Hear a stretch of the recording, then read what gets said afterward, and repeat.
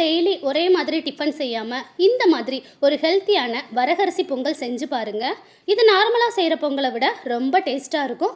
வரகுல ஏகப்பட்ட சத்துக்கள் இருக்குது. குழந்தைகள்லேருந்து பெரியவங்க வரைக்கும் எல்லாரும் இதை விரும்பி சாப்பிடுவாங்க. வாங்க என்னோட ஸ்டைலில் வரகு பொங்கல் எப்படி செய்யலான்னு பார்க்கலாம். இதுக்கு முதல்ல ஒரு குக்கரில் அரை கப் அளவுக்கு பாசிப்பருப்பை நல்லா வாசம் வர வரைக்கும் வறுத்துட்டு லேசாக கலர் சேஞ்ச் ஆனதும் வேறொரு பிளேட்டுக்கு மாற்றி வச்சுருங்க. இப்போ அதே குக்கரில் 1 டேபிள் ஸ்பூன் நெய், 1 டேபிள் ஸ்பூன் எண்ணெய் சேர்த்துட்டு நல்லா காஞ்சதும் 1 ஸ்பூன் மிளகு சேர்த்துக்கோங்க. 1 ஸ்பூன் சீரகம் சேர்த்துட்டு நல்லா பொரிஞ்சதும் ஒரு பச்சை மிளகாய், ஒரு சின்ன துண்டு இஞ்சியை நல்லா பேஸ்ட்டாக அரைச்சி வச்சுருக்கேன். அதை இதோடு சேர்த்துட்டு நல்லா வதக்கி விட்டுருங்க. இந்த அளவுக்கு நல்லா வதங்கினதும் இதில் அரை ஸ்பூன் அளவுக்கு பெருங்காயத்தூள் சேர்த்துட்டு ஒரு 6 கப் அளவுக்கு தண்ணி சேர்த்துக்கோங்க. நான் 1 கப் அளவுக்கு வரகரிசி எடுக்க போகிறேன். அரை கப் அளவுக்கு பாசிப்பருப்பு சேர்த்துருக்கோம். இப்போ நல்லா ஒரு கொதி வந்ததும் உப்பு சேர்த்துட்டு வரகரிசியை அரை மணி நேரம் ஊற வச்சுருக்கேன். அதை இதோட சேர்த்துக்கலாம்.